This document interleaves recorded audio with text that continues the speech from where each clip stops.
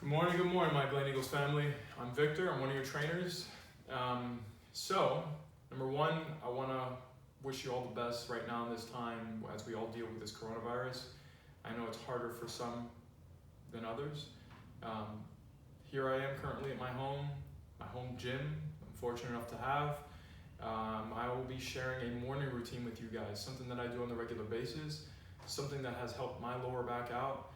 With my lower back history, which has been at times at its worst, and currently at this moment, not bad at all. So, as I said, morning routine, something that I like to do on a regular basis, I'd say about 5 days a week, and hopefully something you guys can implement, okay? Just to give you a quick heads up on what it is, we're gonna be doing a little bit of core strengthening, but we're also gonna be taking a little bit of time to manage and mobilize our lower backs. How about spine in general, okay? Lumbar and thoracic primarily.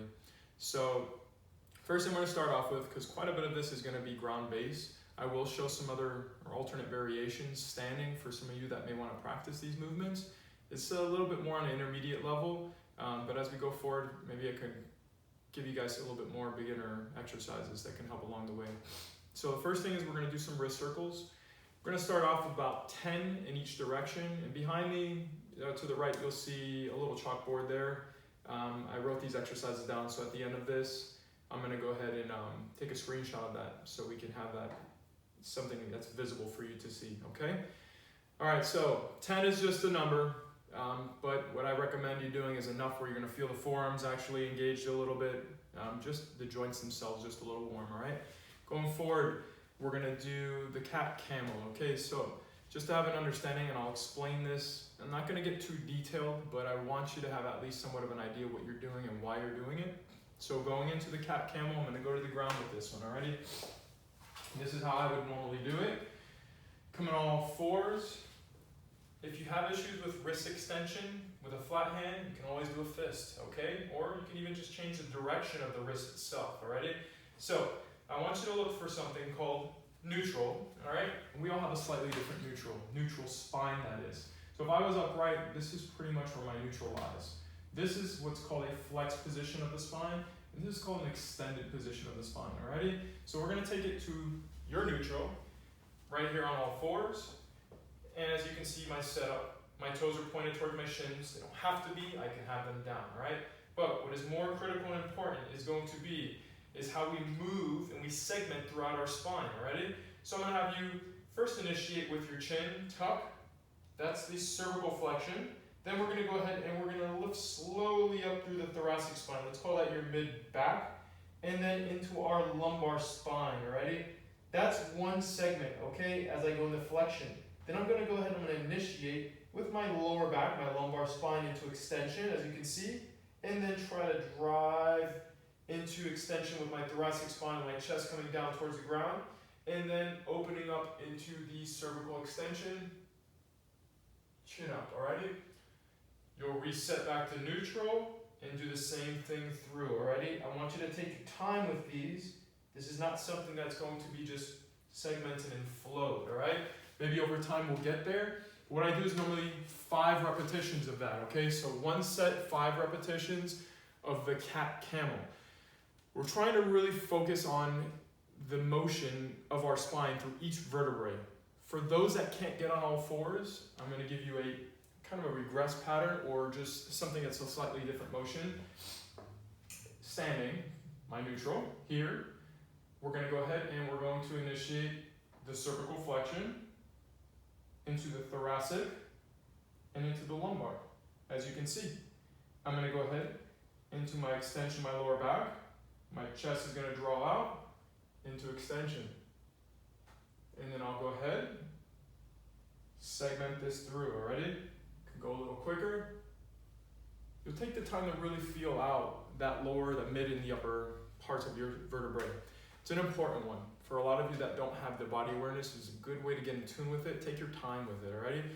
So the next one we're gonna do is a little more thoracic based. I'm gonna show you first on all fours, and then we're gonna do a side lying position.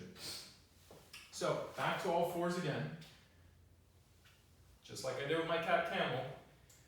I'm gonna have you go ahead and you're going to pass one arm through, into a little bit of this rotation. As you can see, my shoulder draws inwards. But what's happening more is what's happening through my spine, right? My mid-back. I'm gonna go ahead, I'm gonna open up. Imagine I'm pressing this left hand into the ground and I'm opening up my chest, all right? You may feel a stretch through here. For those of you that can't do this because maybe a shoulder-related issue, keep your arm here, across the shoulder. I'm in and I'm opening up out, all right? It's still gonna get into my my mid-back that is, all right? So that's a T-spine rotation. You're gonna do both sides of those. Same thing, I wrote down 1 set, 5 repetitions on each side. You can just switch to the other side, pass through with the open arm, or even across, like so, alrighty? Now, if I'm doing this sideline position, I recommend you getting comfy. You know, use a pillow or something like that. And you're going to set up like so. Double stack the knees so that we keep the lower back out of it. And we're gonna focus on that mid back. So I'm gonna open up through my chest here. You'll see that you'll feel that the pec is gonna get quite a bit of a stretch. As I go around slowly with this one, I'm gonna start feeling a little bit of stretch through my mid back, all right, as I start mobilizing. So make sure we're breathing. We're gonna go through 1 rotation there, come back around. If you notice that those legs wanna lift, the other hand, as long as the shoulder is able to internally rotate, keep those legs down, alrighty? So once again, if the shoulder's a limiting factor, cross the chest here. We're gonna open up, like so, okay? You can cheat a little bit by pressing the hand into those legs. You might notice that's gonna give you a little bit of torque, okay? So that's gonna help out with that mid-back. If you got some tightness going on through there, that's a T-spine rotation variation on all 4s and sideline positions. Going forward, we're gonna go into a little bit of core work now, already? So the front plank, many of you know what a plank is. I'm gonna show you 3 different variations of it. We're gonna do it from a push-up position, based on the forearms, and then also a regress position to a bench. So, most of these you'll see that I don't take a lot of time to do because the goal behind this is I wanna get up in the morning, I'm gonna go on my walk, I'm gonna come home, and just do some quick stuff that can help prime my body for the day, okay? I'm usually moving around a lot with folks, I'm on the ground, I'm showing positions and whatnot, so for my back, I'm vulnerable, alrighty? So, first one we're gonna do is going to be on all 4s, right here as you can see, okay? Full extended position, I'm neutral. Now you have an idea what that means, okay? I'm not flexed here, I'm not extended through here, right? Hold that position, we're going for about 20 seconds. Once again, for those of you that cannot be into that extension of the wrist, make a fist, alrighty? Holding that position nice and straight. I want you to focus on a few things here, okay? It isn't just staying here in a plank. And this is, by the way, going to carry on to the next 2 variations I'll show you. Think about bracing, and what I mean by bracing, I'm not saying suck your abdominals in, okay? I want you to create some tension through your torso. Focus on your breath, all right? Take a small little breath in, and purse your lips and breathe out as you hold through that cycle. Let's say, like I said, 20 seconds, all right? Squeeze your glutes a little bit, all right? That's another thing you can do that can really help you with co-contraction. So, holding here, I'm going to squeeze my butt cheeks together a little bit, and I'm going to go ahead, I'm going to draw my midsection into a breath, breath out, and I'll feel that contraction, kind of create some stiffness through my midsection here, alrighty? So, that's the first variation. Second is going to be on all 4s. It's going to bring me a tad bit lower. For those that you can't be into that wrist extension, this is going to work very well, alrighty? If this is something that's not good for you because maybe your shoulders, then don't do it, alright? You can always discontinue or regress and come to the knees. That might help a little bit. You might even feel a little bit of that core contraction there as well, alrighty? So, the regress position I talked about using a bench. Look, it could be a dining room table. Not everybody's got a bench at home, obviously. So I'll just show this from the side position again. Alrighty, I'll set up. And there I am, okay? Regress makes it a little easier. Obviously, if I wasn't strong enough to get in a position like that, I can go even higher. Alright, even higher. For those of you that might want to position and focus on the wall, get your alignment down, you can do that as well, alright? But you won't feel it as much. So next one we're going to do is bird dog. So bird dog is something that we see in yoga. I like this one because it creates an imbalance. okay? You have to manage a little bit of the rotational force that your body wants to go into with a slight loss of balance. So this is an interesting one and quite challenging. So we'll set back up on all fours. You're gonna go ahead. I'm gonna have you tuck your toes towards your shins, alrighty? That's an important one here, just so we kind of stay grounded. And we're gonna go ahead and slowly elevate. I'm gonna do this side so you can see it. One hand, one leg. Let's first just break contact. I want you to pay attention to what's happening with your back here. Don't just lift up and lose balance, right? We want to think about a slight lift off and just enough where we say, okay, I feel my points of contact. I'm going to feel this through my shoulder blade and through my arm and actually through my hip on the opposing side. So in this case, my right hand's down, my left leg is down. I'm going to slowly go ahead and extend. As I extend, I'm still maintaining that neutral spine. Make a fist with the arm that's extended. I'm pointing my toe towards my shin so I activate my butt cheek a little bit, and then I'm going to have you draw it in, like so. I don't need you to tuck in, okay, because you're going to find that it's going to be challenging on the wrist, and you may lose a little bit of balance there. So we'll extend and draw it in. Take a little break. If you got to shake the wrist out, go for it. Same thing. If I need to go to a fist, I can do a fist, not a problem, alrighty? And then we're going to do the same thing on the other side. We'll extend, make that fist, and draw it in. Okay, one set of 8 of each of those. You're going to find this is going to be challenging for those of you that have limitations to your lower back. Your hips are even involved with this one, the shoulder blades themselves, right? Really lock those arms out. If you can't get to full range through the shoulder itself, don't worry about it. Break contact. Opposite arm and leg, just lifting off a little bit. You'll find that as almost like a balance exercise for some of you that are a little weaker. Okay? Next, we're going to go into the side plank. So the side plank's not for everybody. So I'm going to give you a different exercise that you can do in conjunction or just with it, however you want. But first will be the side plank.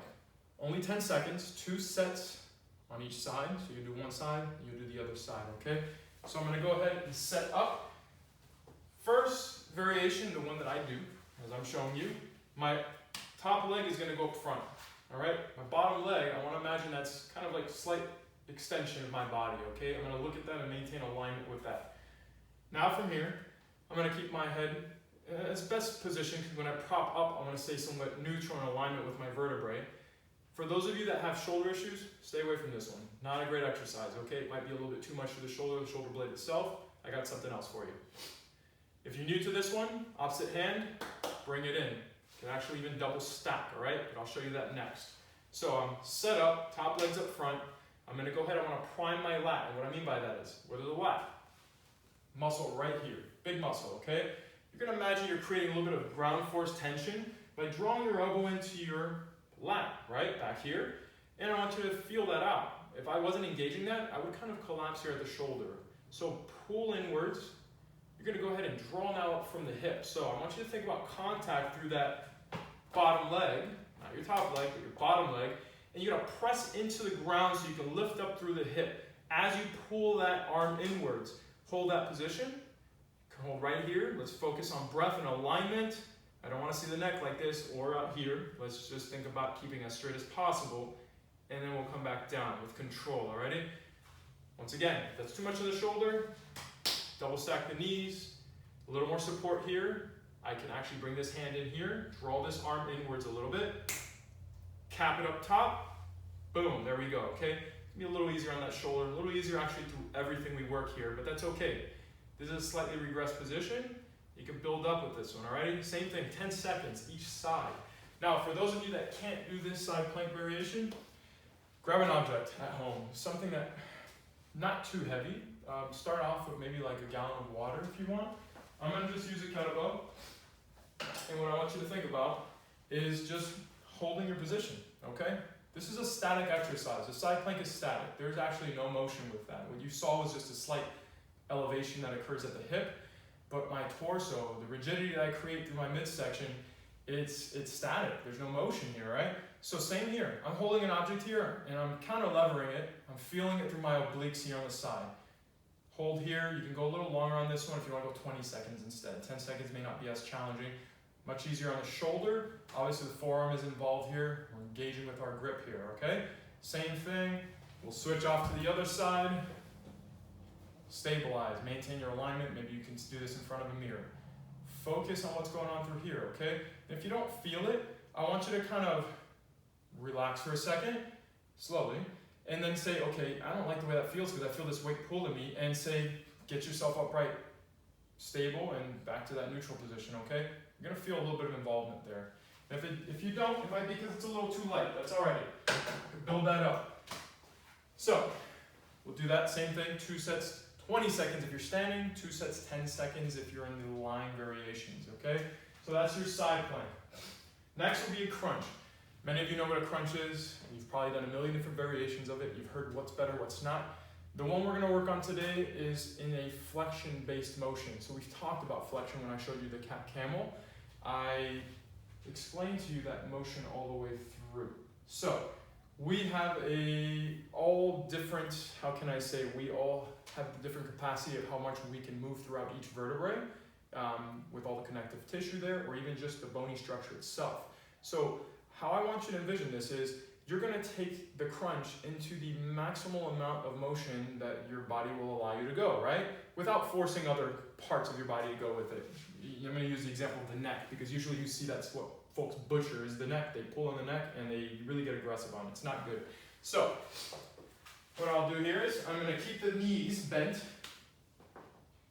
That's going to be a way of preventing the hip flexors from getting involved. Sometimes folks will say, oh my gosh, I feel burned through the front of the upper part of my thigh. We're staying away from that, okay? Now, for some of you, this may be challenging because you may not be able to support the weight of your head, okay? You may not be strong enough to do it without supporting the weight of your head because of the neck muscles. So what I'm throwing out in the air is what I do, okay? You can always modify this as far as how many repetitions you do. And you can also make this exercise as hard as you want to, okay? I can sit here and say, yes, let's do 1,000,000 crunches. This is great. And maybe after 500, I'll feel a burn, okay? Or I can say is, let's take our time. Let's think about the motion through the structure itself. And I'm going to show you with my arms behind my head. I'm supporting the weight of my head. I'm not pulling my neck forward, okay? Don't want to have any impingement going on here. You want to compress any nerves. Let's focus on the involvement. Not just from the abdomen, but let's think about the vertebrae, the spine itself. You're going to go ahead. You're going to lift up slowly, imagining you're rounding slowly at the back. And as you're coming up, you're hitting the end range of each vertebrae. So I'm going to my L5, my L4, my L3, my L2, my L1, and I'm getting to my end range right now where there's just no more space for the contraction. I'm still supporting the weight of my head, I'm holding as steady as I can, and then I'm going to slowly extend back. And I'm trying to make this to where it's only happening through my lumbar spine. I might get a little bit of thoracic involvement. You're going to see my neck coming forward as a result as well, but I'm not pulling on my neck. I'm not tensing through my neck. I'm focusing only on this range right here. Now, breathing is one thing a lot of folks will question. They'll say, well, where do I breathe in this? Look, I'm going to let you figure that one out, all right? You're going to know when you need to breathe. I can't segment your breathing when I'm focusing on just trying to take this to the maximal. It may take me 20 seconds to go through this actual repetition. So that's why you'll see I'll only do 10. Focus on breath.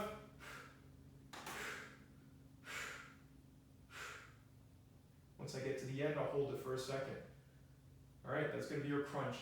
A lot of times folks will give a bad rep to a crunch because they're saying, well, it's not the safest thing to do for the back. Well, I guess that all depends, right? We all have the ability to move our spines. I mean, that's what the lumbar spine is meant to do, is flex and extend. So it depends on what you're dealing with. If you have a lower back issue like I have had in the past, when I have flare-ups, I'm not doing those crunches, okay? But at this point in time where I'm good and there's no inflammation and I'm feeling well enough to move in these positions, I'm doing them. But I'm not doing them in high volumes, as you can see. It's 10 repetitions, that's it. I could feel just for a couple repetitions that I did there, I feel good activation there, right? My back feels fine. So explore it, play around with it. Most folks will say, oh, well, that doesn't really look like a very challenging exercise. Once again, it all depends what you put into it. Take your time with it, slow it down, do a tempo. I like to do 10 to 15 seconds per repetition, really. That makes the challenge happen right there, okay? But look at it a little differently versus just muscle. Think about it as the structure itself and getting to the end range of that structure, right? You're gonna find that those muscles are gonna contract really hard just to get you there, right? So that is your crunch. Next one we're gonna do is a lying side lift, lateral flexion as we call it, okay, in our world of personal training. So this one might be a little challenging to set up, but I'm gonna show you kind of a slightly modified way of doing this. Not everybody has pads, balance pads, or even a cushion like this. So I tried it with pillows, and it works okay, but it actually works better than if you were to do it without it. So what I'm gonna show you is from this position down, I'm gonna go ahead and try to lie down on this where my hip bone makes contact at the base. I'm gonna double stack my knees, and this usually works better with somebody supporting the legs. If you don't have it, don't worry about it. If you need to bring one foot up front to kind of stabilize you, that's perfectly fine as well, alrighty? Now another one that can be challenging to the neck. So let's bring the arm into play, and then the other hand is gonna help support as well, alrighty? So I'm here holding on top, at the elbow itself, whatever you can do to really stabilize. Now for some of you, this may be challenging already, okay? Just holding the position.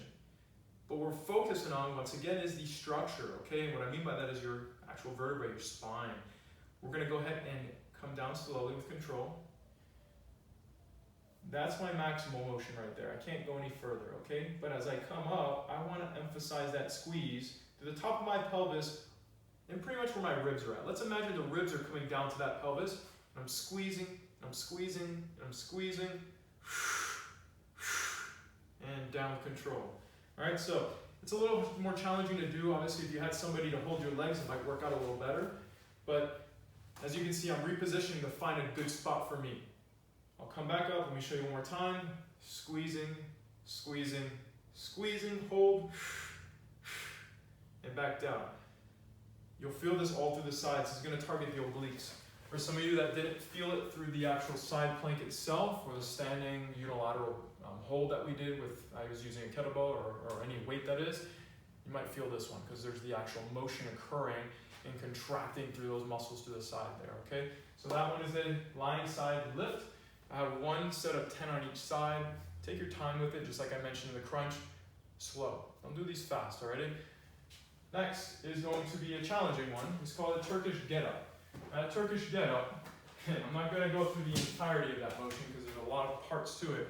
We're going to do the first segment of it. And I'm going to show you this from a different perspective. We're going to do it from me facing you in this direction and then a side lying position so you can see what it looks like. But the goal behind this one is the rotational capacity going into a crunch. We did flexion base, we did a lateral movement, and now we're doing a little bit of a rotational movement side in the lying position. So let's start off here. What I'm going to have you do is, we're going to do this on both sides. The goal would be 5 on each side is what I do, but you can build up, all right? You can do 3, or even start with 1, that is. So one leg is out to the side while the other comes straight down. As you can see, I'm doing this on purpose so that I can rotate my hip inwards a little bit to allow me to thrust upwards. Now, position of the arms are important. If you have a shoulder issue, don't even attempt this one, okay? But this is for those of you that have no problems in the side plank position. You're going to make a fist here for me, all right? As you can see, my arm is not way out here. I don't want to risk my shoulder, nor do I want it to the side. I want it down a little bit. My other arm is up here, and I'm keeping my eyes oriented to this hand, okay? Because typically with a Turkish get-up, you would have an object in this hand, all right? So you'll see me make a fist. I want you to focus on, in this case, this is my left glute. That foot, you're pressing into the ground so that you can prime the butt muscle. That opposite hand, make a fist and imagine you're holding onto a dowel, a rod, or something like that. You're going to try to pull yourself up from there, right? So combining that contraction of your left butt muscle in that hand, we're going to go ahead and slowly rotate into this upright position, like so. Focus on your breath. The lat is important here. We talked about that in the side plank, pulling that lat inwards. That helps to keep me upright so I'm not collapsing here at the shoulder. This is not good, as you can see. So I'll prop back up. And then I'm going to go ahead, I'm going to imagine holding that dowel still, I'm going to return back to that position. There may be a slight rounding of the thoracic spine here, not a problem, right? As long as you're not collapsing. So I'll show you the right way. I'm down with control, I'm engaging through my midsection, and with control I'm down. I'll back up. I don't want to see this. Rounding collapse, no good, right? There's no control there, so really take your time with it. You'll switch to the other side. You're gonna make that fist, hands up, that foot's pressing in. I'm a little weaker on this side, you may see it as I come up, a little slower there, and then back down with control, and there it is, right? So that's my first segment of my Turkish get-up. I'll do this from the side now so you can see it a little differently. Let's do this side again. So, one leg's out to the side to rotate the hip inwards. The opposite leg is out straight. Making my fist, and this other hand down to the side here, okay? I'm gonna press that hand in, press that foot in, take a breath, and draw it up, okay? Engaging through that torso, come back down with control, try not to let the shoulder dump downwards. Keep the lat engaged, right? You're pulling that elbow in towards your lat, and you're down with control. And there's my Turkish get-up. Okay, so I wrote here, 1 set of 3, actually 1 set of 3, not 1 set of 5, correction. Try 1 and take a break, do the other side. If it feels off, I don't know if they're gonna have a discussion board, ask some questions, I'll give you some feedback. Alrighty, and then we're going to do there's really no special name to this, but I'll call it a set limit trunk rotation, alright? Set limit means we're gonna set a distance that you're gonna work with. The idea behind this one is that we're working a rotational exercise, but only enough where you're gonna feel that braced and core activation. Now, nothing in here that comes out to me as far as, I would like to use like a light ball, but I don't have one here. So let's envision I have a light ball in my hands, okay? I'm gonna actually, you know what? I'm gonna use this little pad right here. Something that I can create a little bit of compressive force. I'll show you from the side. Shoulder width apart on the feet. Let me step away a little bit. I'm gonna have you press your hands in lightly. It doesn't need to be too hard, but by doing so, you might feel a little bit of activation through your chest, through the arms, and even into the shoulders here, okay? Relax through the shoulders, don't tense up, but still stay somewhat engaged. Now, I'm gonna show you just in slow motion. This is my rotation. Doesn't look like much. I mean, you're probably asking yourself, well, what am I gonna get out of this? This is ridiculous. You're just holding a light object and moving like so. This is the limit that I want. I'm not gonna go any further than this because I don't wanna start rotating in through my hips, nor do I wanna get into my lower back, all right? I'm trying to just limit this through the abdominal region, a little bit of that thoracic rotation, maybe some of that lumbar. You might get a little bit of activation through some of those lower back muscles, but not too much. Okay, so this is a challenge here. You're gonna do this for 10 seconds to start. Is that what I wrote down? 10 seconds. Slight pressure, and then what you do is you're gonna pick up your speed, okay? And once you get to the speed you want, that's when your 10 seconds starts. So this is what it's gonna look like.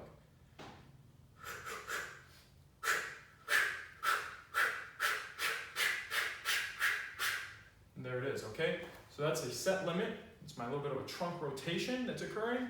I'll show you from the side.